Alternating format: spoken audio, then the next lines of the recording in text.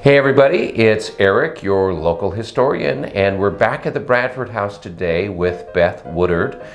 Good morning, Beth. How are you? I'm well. How are you? I am excellent, excellent. Tell me about this fascinating room that we're in today. So today we are in the children's room at the Bradford House, and while the Bradfords had no children of this age when they lived here, we set up this room to give the school kids who tend to come through the house a look at what things would be like back then.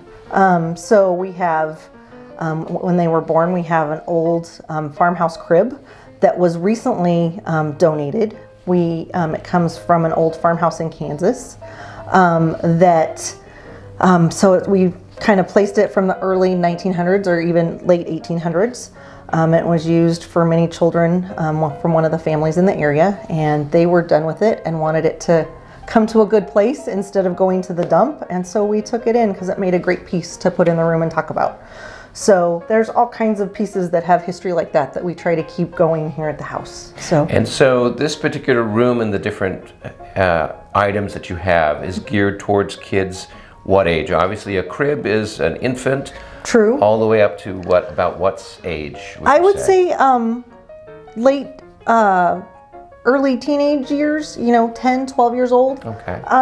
That we've got everything from dolls and little caricatures, and we've got baby shoes. We've got a Boy Scout collection of patches out on the porch. And we've got all kinds of different things, baseball bats, and just all kinds of different things that kids would have played with throughout the years, but back then. So I know a lot of things are familiar. Obviously, baseball bats, baseball mitts, things like that are still used by kids today. Yes. Obviously, dolls are still the sort of thing. Yep. But maybe some of the materials that are used and some of the fashions that the dolls are wearing are obviously different than what you'd find on a modern Barbie or whatnot. Absolutely. We also have our kids' closet set up with some clothing that children would have worn back in the early days. Back then, a lot of kids, until they were 2, they were in white clothes, which is just unheard of these days. Okay. But back then, children wore white clothes and were very pristine as kids. So we have a number of those shirts and gowns and things that children would have worn back then, hanging in the closet to give kids an idea what they would have worn back then. Now, you did mention that there's a porch. Can you tell me a little bit about this? Because we're on the second floor of the Bradford House. We've looked at the porch downstairs, and yet here we have a porch sort upstairs. of enclosed porch upstairs. So back when the Bradfords lived here, the porch would not have been enclosed. We've enclosed it, and so it's part of the room, and it's very closed in. But back then, when the house didn't have air conditioning, it was called a sleeping porch, and sometimes there were screens on it to keep the bugs out, or sometimes it was just open, and people who lived here would sleep out on the porch in the evenings because it would be cooler to be outside than it would be to be inside with the airflow. So you could sleep better out there, and so they were typically called sleeping porches. We've enclosed it, and it became part of the children's room and kind of gave us a area for kids to set up for kids to play in and things like that. But it originally started as a sleeping porch for people so it was cooler so you could sleep at night. The other thing that they would use it for was a sick porch, that if you were sick, you got to go stay out on the porch, and it kind of separated you from the rest of the house as well. So It had a number of purposes back then. Yeah, and I think that one of the Bradford children had asthma or some other respiratory ailment, and so this would have been a place where they would have convalesced. Absolutely. And gotten some fresh air. Yes. Type of a thing, but yet still were in a comfortable place. Absolutely, yes. Okay. So it's a neat porch. It's a neat thing to have. It's something that we don't see kind of out here in California in this day and age. So it's got some cool history to it. So Beth, I noticed there's another interesting looking chair here in this room. Yes. Can you tell me a little bit about this? So we have, in the room we have a child's potty chair for late night incidences when children needed to make a run for the bathroom and late at night. Back in the day they had an outhouse, so they wouldn't have been able to run outside easily in the dark. So we have a potty chair here in the room for little kids, at night when they needed to use the bathroom. Okay, and that was fairly common back then. Yes, it was. Absolutely. And it just, the lid folds up and down so that we can, so it doesn't, it's not, I don't know what to say. So it's not so prominent. We're talking about a potty chair. Exactly. So it's not so prominent in the room. Right. To keep it a little more discreet. But it was very common to find it in the kids' rooms, absolutely, for them throughout the night. Right. And I understand typically they would have a bowl in there that you could have then lifted up and then taken it and dumped. Disposed, yes. Yes, okay. Yes, the fun things I get to talk about.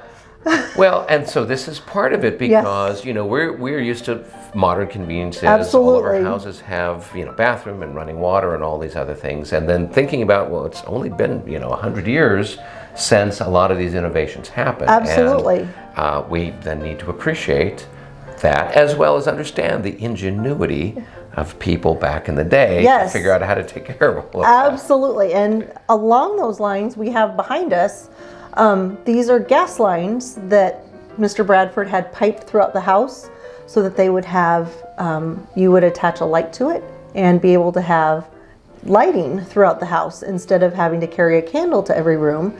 This would give you actual lighting in the room, kind of almost like a lamp before electricity got piped into the house. So I guess the modern equivalent for people's imagination is many people have a gas stove. Yes. And they turn it on and they have a flame there in the stove. Yes. Obviously that's producing heat for their cooking. Yes. But in this time period, you would have had then the gas is actually lighting the room. Yes. And actually lit the room to give us light, because we didn't have overhead lights or things like that back in the day.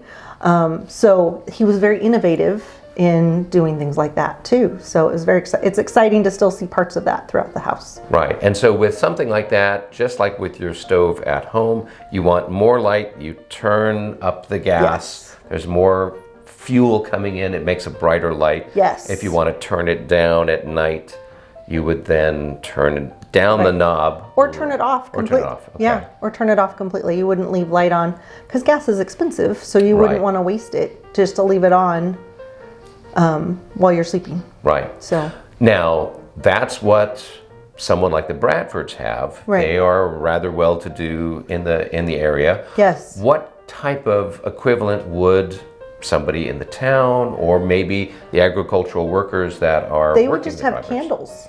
Okay. So they would have single candles on a candlestick that they would be able to light their rooms with, or carry on a candle holder room to room with until electricity came, which would be a little while, because this started in the 1900s. Okay. So yeah, that would be a little while later.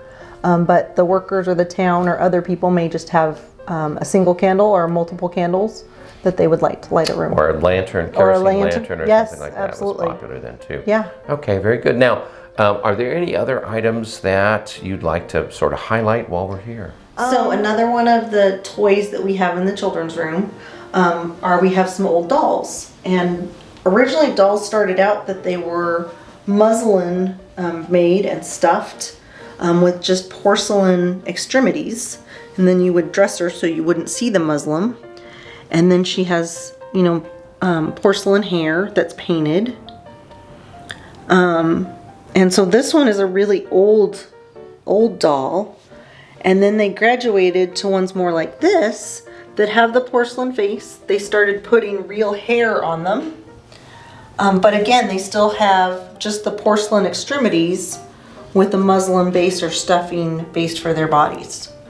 Another toy that we have in the children's room, these are little porcelain soldiers that little boys would have used to play with, and they could carry around in their pockets and collect different ones. And they're white and they could be painted so they could decorate them if they wished. But that was another little toy, and because they're porcelain, it's hard to find toys from back then because they didn't survive as easily as the plastic toys we have now. So these are another older example of toys from back then. Another toy that we have up in the children's room that kids would have played with a lot was an old-fashioned rocking horse. And kids would sit on it and just rock back and forth. And you can see this one's all wood, and it's got a hand-painted eye. And it's very simple. But it would entertain kids for hours sitting on it, rocking, and just enjoying playing on it. So this is the sitting room off the children's room in the Bradford house. It used to be a sleeping porch, and we've turned it into kind of a little area to sit out and enjoy some sunshine. And the children's tea sets are up here so the kids can play and have a tea party. But they're all mini-sized tea settings with little teapots and creamers and everything like that the children would have played with back then. Well, very good. Well, Beth, it was fantastic meeting you today and learning more about what a child's life would have been back 100 more years ago here at the Bradford House. Is there anything else that you'd like to share with everybody? No, thank you for coming, and I think this is a wonderful, we're super excited about doing this, and that this is a wonderful thing to help keep this information going and keep things going. So I think it's a great idea. Terrific. You're welcome. All right, and until the next episode, be well.